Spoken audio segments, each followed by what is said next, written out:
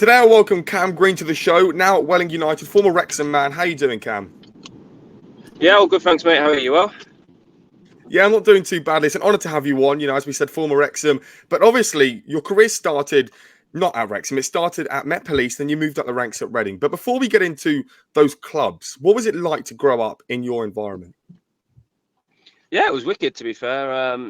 Really close, got mum, dad and brother.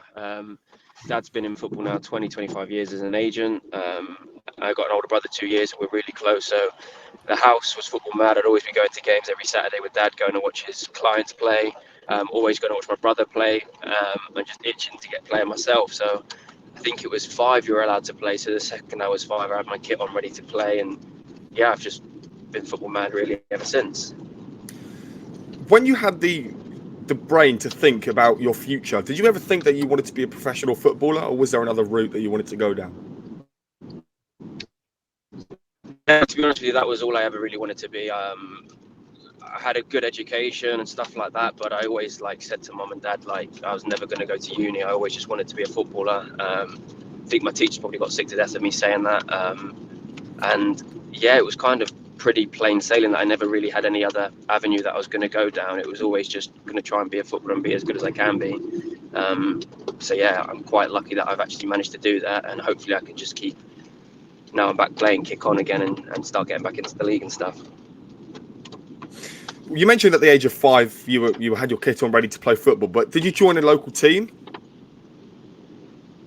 Yeah, so it was just a local team, and then went in at Chelsea Academy when I was really young. So you had the likes of Mason Mount and Declan Rice in my age group. Ended up getting signed. And then my dad was just like, look, I just want you to enjoy your football. So we didn't really go to any other trials. It just kind of just played locally up until I think I was about 16, really. And then that's when I, like you said, went to Met Police and then started kicking on in football, really. You mentioned Chelsea Academy. Do you remember that time? How long were you there for? Yeah, I remember it. Remember it quite well, actually. I've kept in contact with a few friends from there. I was only there for about, God, to be honest with you, I say I remember it quite well. My dad will know the timings. I think it might have been 6 weeks, six weeks or 6 months, just there playing about when they just the first age group, and like I said, they didn't get signed. And yeah, from there, just like I said, just went into Sunday League local football. I just enjoyed my football from there, really. So you managed to go quite late into Sunday League. I mean, 16 is quite late if you would like to be a professional footballer, which obviously you've ended up to be. But at the age of 16, was that dream of becoming a professional footballer, fading away? To be honest with you, no, because it was kind of part of the plan just to enjoy my school years and just enjoy what I was doing, allowing to play my other sports, allowing me to do my family holidays, and then from when I was at Chelsea, quite close with Reece James and his family, and his dad had his own soccer school. And then at the age of about 14, I started going to his soccer school where all of the boys there were academy players. I was the only one that wasn't, and that was when I kind of had an inkling that I could maybe have a career in football. And that's when I really started to improve. So I still did my Sunday League on the side, enjoying it, whilst doing my additional coaching with Nigel, Reece's dad. And that's when I started to see me really kick on as a footballer. And like I said, think, okay, I could actually have a chance again. So the transition from Sunday League to Met Police, what happened there? Was it just your dad, your parents? Was it just being at the right place at the right time? Yeah, that was one thing my dad was very incensed on. Was he wasn't going to be the one to get me into football. I was just playing locally, and then they just said you could come down and play with us. So I played. That's how it happened. And then it was quite a relaxed environment, really. Just youth team football. Enjoyed it. We had a great youth cup run at Met Police. We beat Yeovil. We beat Burnley. We beat Burnley at Turf Moor. And then we lost the Wolves at Molineux. So, and then there was quite a lot of talk about our youth team because we did very well. And then it was actually Nigel that got me my trial at Reading. Did well, went in for a 6-week trial, and then got offered my scholarship and pro off the back of that. What is Met Police? Is that linked with the Metropolitan Police? I think it was back in the day. I think you had to be a police officer back in the day, but now for me it was just, they're based in Esher and I'm in Weybridge, so it was just literally a 15-minute drive. A few of my good pals were playing for them, so it was just like another way just for me to carry on enjoying my football. And that's probably been the biggest thing, is when I'm enjoying my football, you get the best out of me, as I'm sure we'll touch on later on. So as long as I've got a smile on my face, you're probably going to get the best version out of me. Reading, what was that like? A big step up from Met Police. I mean, obviously you've played at Turf Moor and Molineux, but now, you know, Reading, getting into the big names. Yeah, that was like my first proper exposure of it, and like you said, Category 1 football. So you've got the best players really probably in the country there. And yeah, Reading was brilliant for me. I've made some lifelong friends there, and that's where you probably get, like you said, the exposure to the real football world. Like Championship in my first season, the first team lost on penalties to get into the Prem. So then sometimes you go over and train with them and you'd be like, whoa, like the level's just crazy, obviously, from Met Police to teams fighting to get in the Premiership. And just like playing with your mates day in, day out, you're in a full-time environment, you're a professional footballer, and you're playing with, respectfully, you come from places where you're probably one of the better players at Sunday League, and you come into an environment now where you might not necessarily be one of the better ones. So you're constantly on your game to try and fit in and not look out of place and just to improve. And that's the best way to learn from the best coaches and best players, really. In more recent times, we've seen with Reading that there's been a bit of a downfall in the financial aspects, and I think that they're in a relegation battle as we speak. So, what was that like being there? Did you see any early signs of that in the early days at Reading?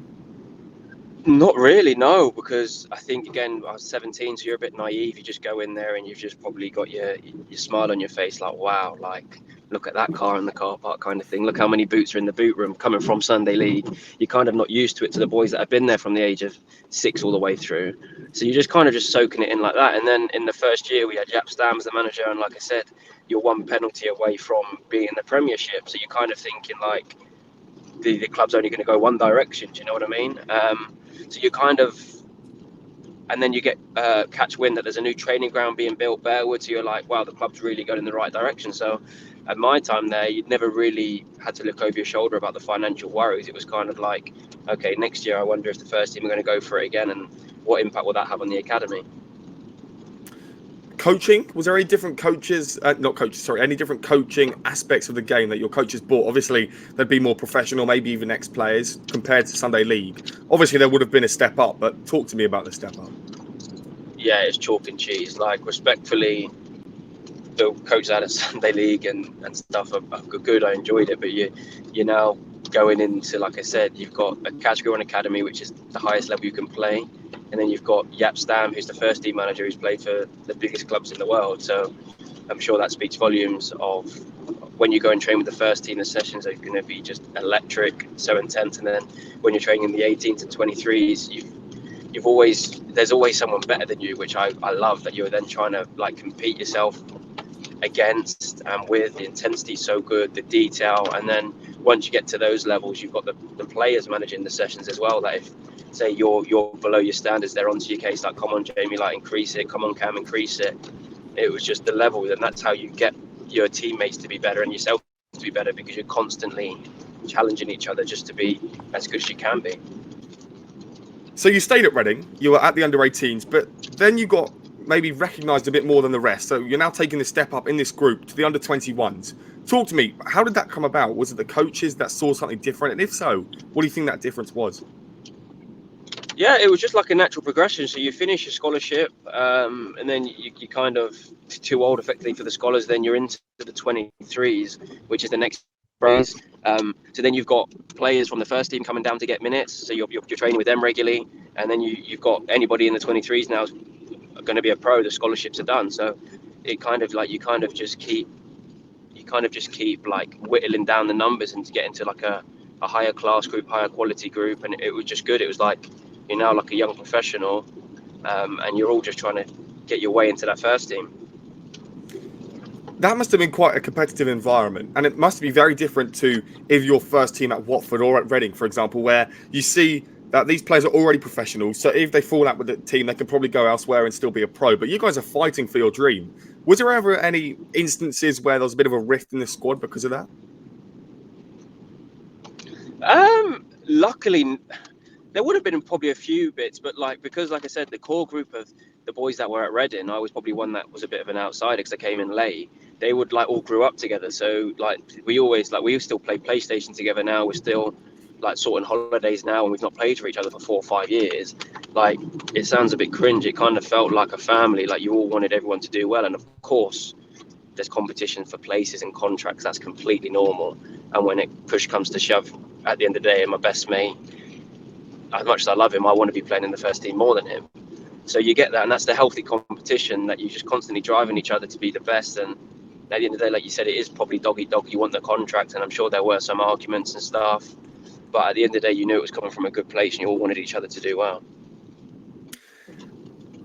So, Reading, you decided to leave to go to Watford, and if I'm remembering rightly, they're quite a distance away. So, why was Watford moving away from Reading that you've been and been lucky enough to get this opportunity to now come down south, to come see Watford? Yeah, so for me, and I was just looking for a new club. I looked like I was going to be going to Newcastle. I was excited about that, and I probably had my head set on Newcastle. I had loads of conversations with them, and the boys had just gone over for the Hong Kong Soccer Sevens, which they do at Newcastle. So I was waiting for my contract to get through. And then I've been at Watford just training, just to keep myself fit more or less. And then they offered me a contract. And I said to my dad, look, I'm going on holiday on this date.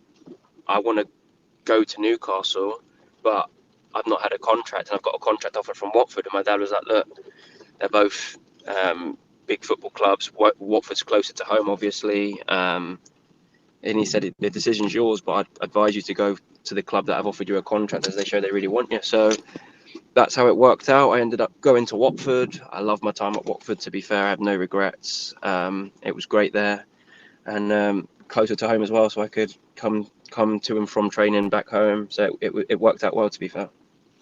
I spoke to a former Liverpool player yesterday, and he was telling me that these squads where you have the under-19s, under-18s, under-21s, under-23s, they're not a waste of time, but they're giving players false hope, like yourself. So you got to the under-23s of Watford, where the under-23s, 23-year-olds should probably be playing professional football at that stage.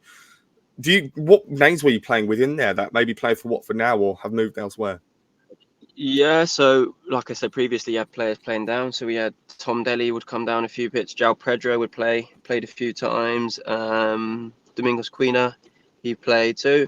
Chalaba would play. Cleverly would play when he came back from injury. So it was really good. And then once you get to being a more senior 23, you're probably more training with the first team than you are with your own age group. So in that first team, you had Delafeu, Capu, Dini.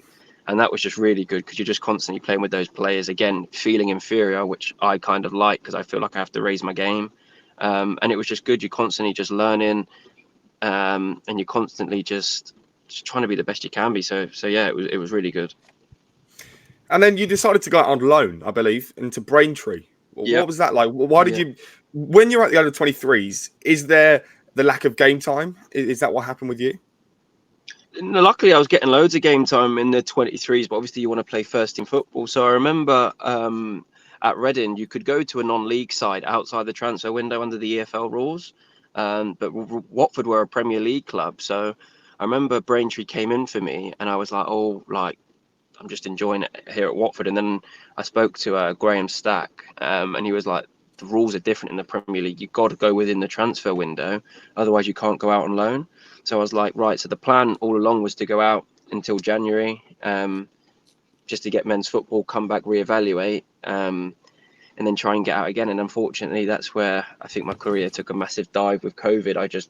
The timing was really unfortunate, something obviously you can never plan for, and find myself probably 9 months out of football, thinking I'm never going to play football again. So that's the thing I think that's the hardest thing I've had to have, is to accept that some things are out of your control in football.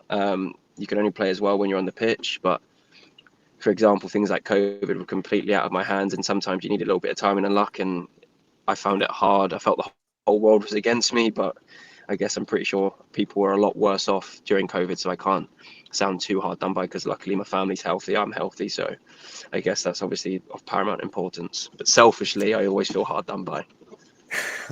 In that summer, or it was around 2 years COVID, but it was really, really hot. It was a really big heat wave. But what did you do as a footballer? Were you trying to stay fit in that time period? Yeah, so at this time it was obviously no one knew how long they were going to be like without their football for. So I remember we had a meeting at Watford. It was around March time that we were having time off. So all of the boys were like, "Oh, we got like 2 weeks off." Everyone's like, "We got a little season break. We're buzzing. Like, where are we going to go for it?" You didn't realize the severity of it, and you look back and think, how ignorant was I? Because you didn't have a clue. Like we'd be in group chats, like, "Oh, should we go here for the weekend?" Didn't have a clue. So then our sports scientists would be sending in us to do our 5K runs, we'd be doing yoga, we'd all be on the Zooms and stuff, and then you kind of really got the idea that, hang on a sec, I ain't going back here now because the season's just going to dwindle out. And then you have your meetings about like who's being kept on and stuff, and it ended up just going how nobody thought it could go, and it went on for a long time. And luckily football managed to get back on its feet again, but you just didn't know for sure.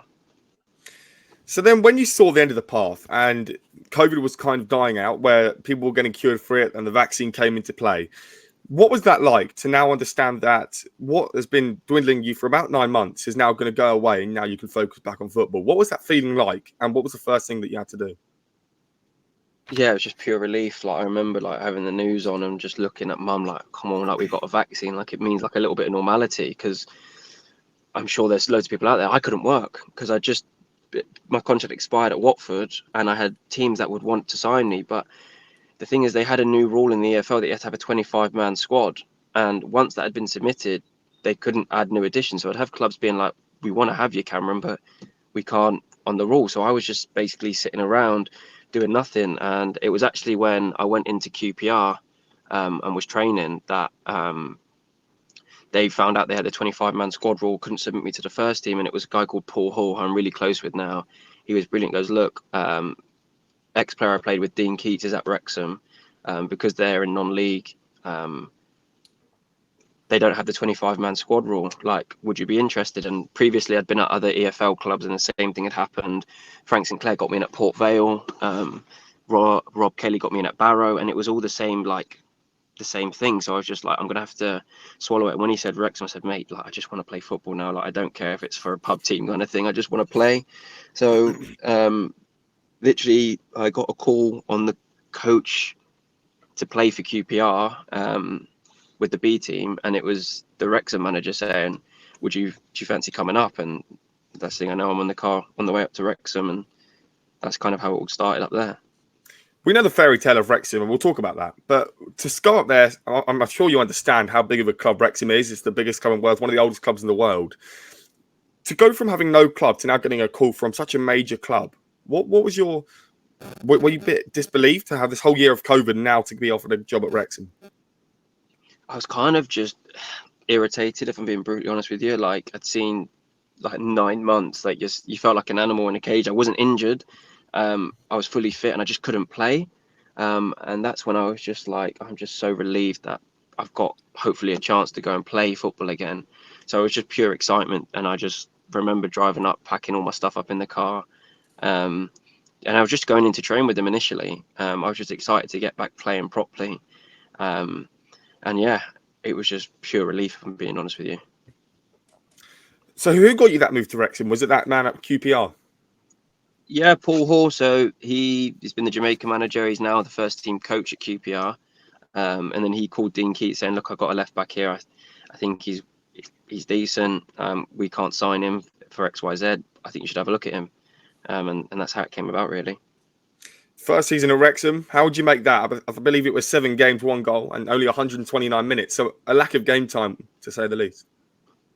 Yeah, so first season under Dean Keats, I just basically gone up there to train more or less, ended up signing on non-contract, basically said I'd play for free. And then Rex got injured, Jamie Record. So I ended up playing like the last 6 or 7 games, and we ended up missing playoffs out at Dagenham by like 1 point. So that was really frustrating. And then I remember getting a call from the chief executive, Sean Harvey. I was out for lunch with my mum actually in Kingston, and he was like, look, we would love to give you a contract. You've done well for us this season when you come in. Like, we'd love to have you stay on. So I was like, brilliant. Like, hopefully I can just finally settle somewhere. And then come back from holiday, find out Phil Parkinson's been appointed the manager at Wrexham. So I was excited, gone in, had a good pre-season, scored and assisted in pre-season, and then just kind of find myself just probably out of favour with the manager and not getting the game time that I desperately needed. So that was incredibly frustrating after having 9 months out, and that's probably where my love for football really started to be questioned, and I was just unsure of how I was going to get through it, if I'm honest. Wrexham were in the National League for over 10 years at this point. Going into this game versus Dagenham, what was that like to be so close to the playoffs, so close to having a chance to go League Two, to play teams like Stevenage, all these amazing teams? What was your feeling like to go into this game before we talk about the result? Yeah, I think it might have been my first game on proper television. So it was on BT, and I think nobody talked about it, but everybody felt the pressure. We knew the manager was under pressure. We all knew the players were under pressure. The players probably not getting new contracts. No contracts were sorted. So there was so much pressure on the game. And I think that kind of resulted in our performance because we were not at the races at all.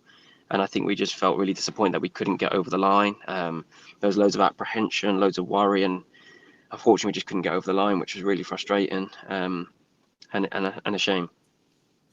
You were away from home in that game as well, but we've got to talk about it because Dagenham were actually below you in the league. So you were expected to go ahead and win this game, but you lost 3-0. Yeah, I think was it 3-0? I believe it The was. one at there, I think no, to be fair, I'm not sure what game that's right. I think it finished 1-1 because we got an equaliser late on. Yeah, Okay. that was it. JP, I think Ponticelli got an equaliser late on, and unfortunately Kel scored an own goal. Yeah, and then it was 1-1, and we needed to win, and then I think Dios had a chance in the last minute, and it was just Ruthers got sent off, bless him, and it was just one of those games that just kind of went against us, unfortunately. And 1-1, I think we missed out on goal difference, so that was like a real kick in the teeth. Yeah. What was because obviously the manager ended up getting replaced, but when you talk about this game and you all now going back into the changing room knowing that you haven't got the chance to go to the League Two, what was the manager telling you after the game? It was kind of very subdued, and everyone was kind of like, sorry, is that mine? I don't know what's happening there. It was kind of very subdued, and it was just flat. He was just like, boys, I don't really know what's going to happen from here on in. The club, people are going to be in contact with you from the club. Yeah, thanks for your efforts, kind of thing. And I think players could kind of read between the lines that maybe he might not be here for next season, which was sad. Well, it was sad, obviously, because you finding out as a player, but some clubs are different because I think it was Manchester United for something. I think it was Ronaldo or one of these situations that they've had. They got told about, the players didn't get told. They had to look in Sky Sports. They had to look in the news titles to see what was going on. They weren't having communication with the club. Was that the same at Wrexham or the other clubs where, for example, in this situation with the manager getting sacked, did the manager come in and talk to you, say, I'm leaving, boys, or was it just the board that said he's gone? I think it just came out on social media, if I'm being honest with you. I think that a lot of some players find out through social media. Some, I can only talk on my experiences. I had Sean Harvey call me when I was getting my contract, and I had Phil Parkinson call me when I wasn't getting a contract. So in fairness, I got to give them their credit that they called me in both parties for the good and for the bad. And you respect that as a player, because as much as it isn't nice, you'd much rather be told before the rest of the world when you're checking your social media and stuff like that. So some people unfortunately do find out, but a lot of them I'd like to think do it in person.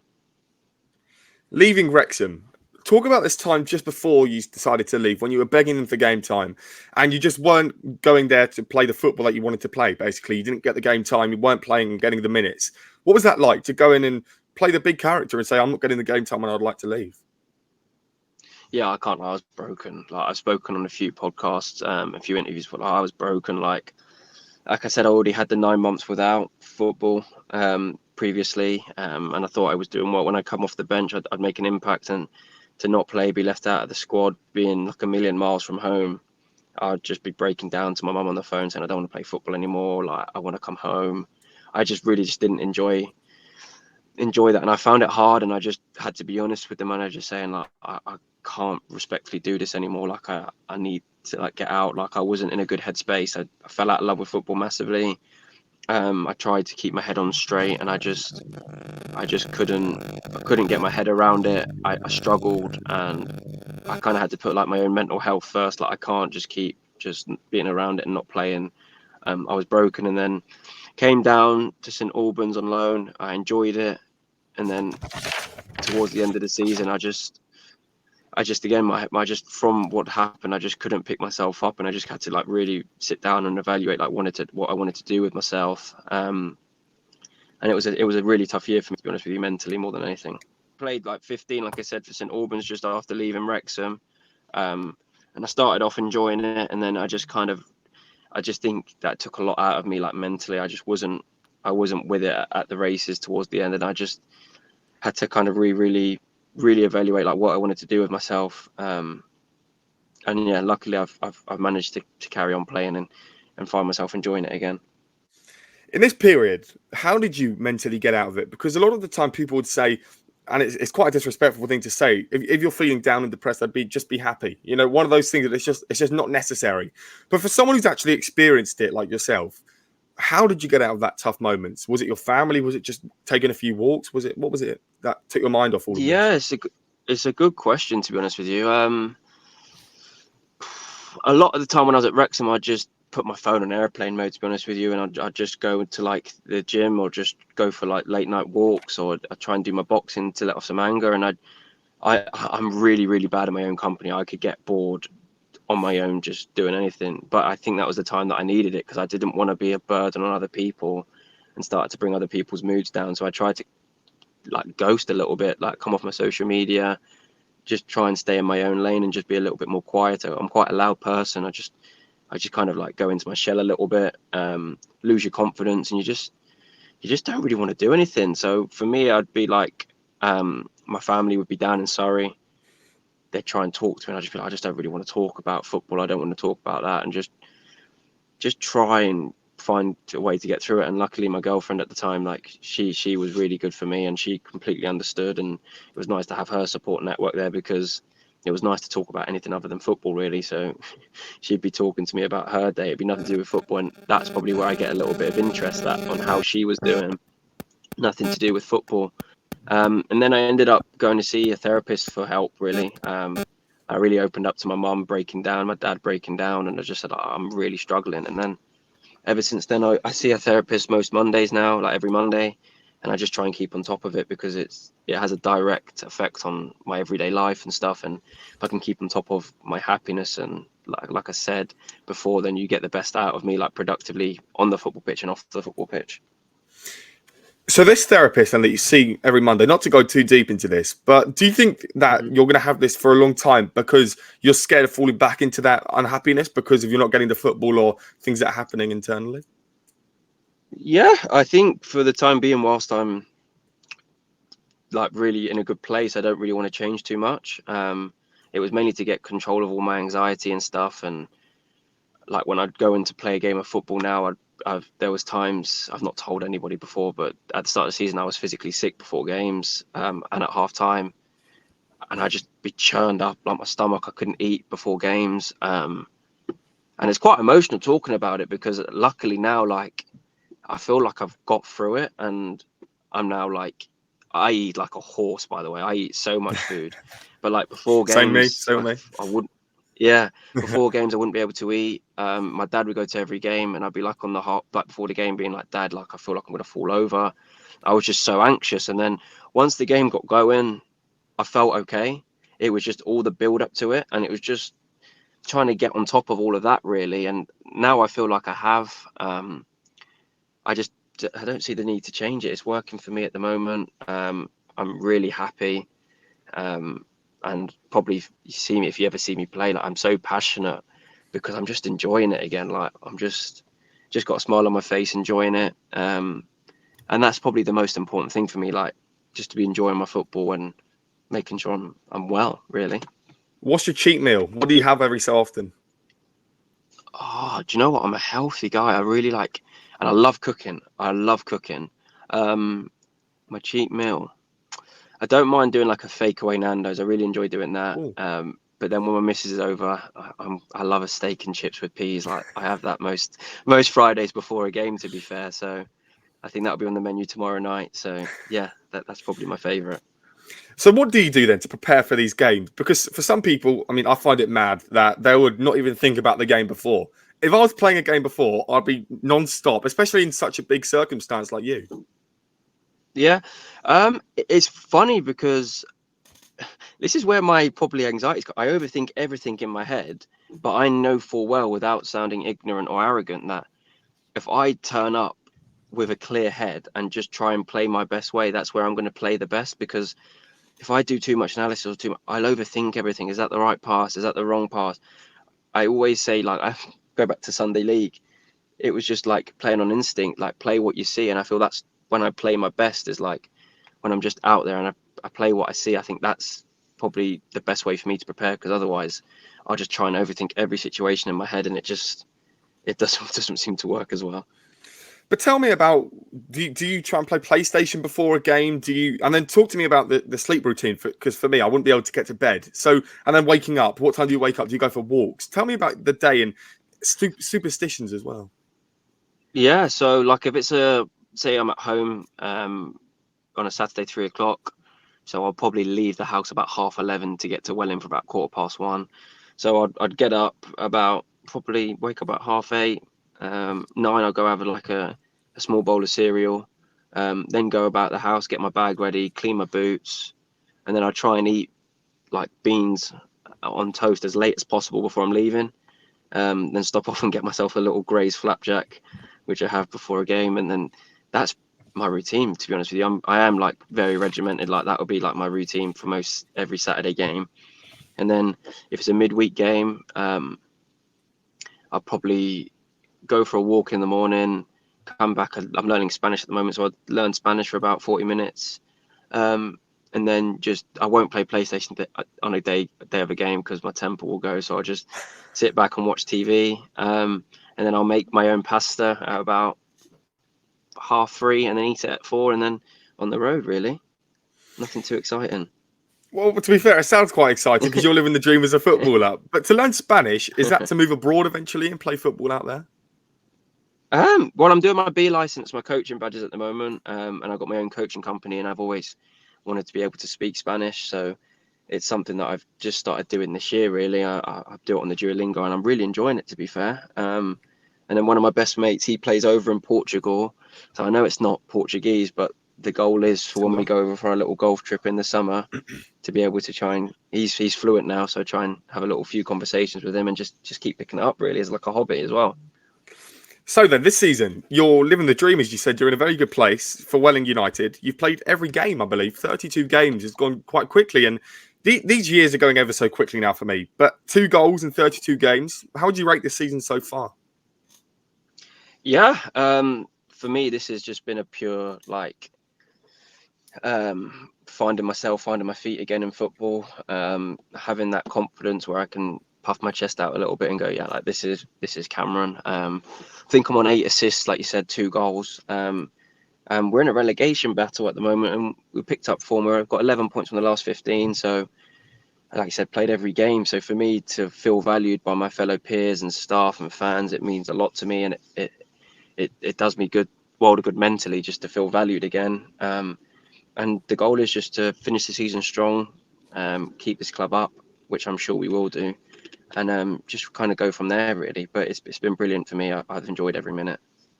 What's the mood like in a changing room that's fighting against relegation?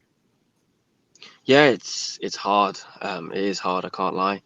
Like I said earlier, I'm quite a loud character and bubbly character. So I tried to bring that, and we've had a few new additions recently, which I think has done us the world of good. People that probably haven't had the baggage of losing games week in, week out, and since they've come in, we've been picking up results and winning. So in that sense, the mood is actually quite good at the moment because there's a lot of new faces. So I was just saying, like with the new faces, them coming in and doing well, and we're winning with them in the side, I think it helps massively because they haven't had the baggage of losing the games other people have had this season. So the mood at the moment is really good. And we just want to keep picking up points and getting out the relegation zone, really. A lot of the players in this division and in your team maybe are part-time. So do you ever see like a balance where players might be late for training because of their job full-time, or does not really happen? Yeah, no, for sure. You get it all the time, and it's not through people having bad standards. It's through someone's got to pick their daughter up from school, or my boss didn't let me leave from work. You've kind of just got to take that on the chin. and no one likes to be late and no one wants to be late. But there's sometimes, at the end of the day, people have got bills to pay. So if you've got a job that's 9 to 5 and training's at, I don't know, 6:30, sometimes it's going to be tight for people to make it. So you just kind of have to take the rough with the smooth. Like, we now train mornings, and one of the boys can't train mornings because he's a teacher at a school. So it's kind of one of those things that you just kind of just got to go, right, that's what it is, and take from it what you can. Let's talk about Wrexham now. I think you were kind of at the club at this period where the takeover happened. Were you there, or were you online somewhere? I You was were there there. when. Yeah. Quite a big story, right? It said a lot of headlines. Hollywood actors coming over for £2 million in the November of 2020 to buy Wrexham. What was the feeling like on that day? You must remember it quite well.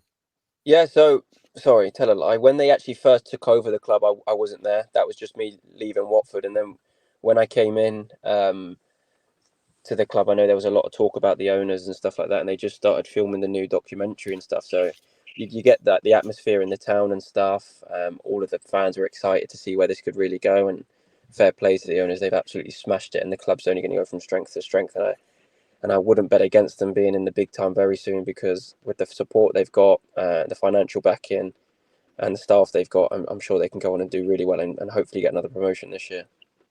We've seen with Chelsea, we've seen with these teams where they have takeovers from, well, Todd Bowley's obviously American, but we see with people that might not be so football focused, where they either have other businesses or they're just not used to football. You've seen these two Hollywood actors come into Wrexham, and they've had a clear mindset where they've all of a sudden now promoted in the title race for the League Two and going up to League One. Did you expect that when they first came in to set the ground running and set the pace?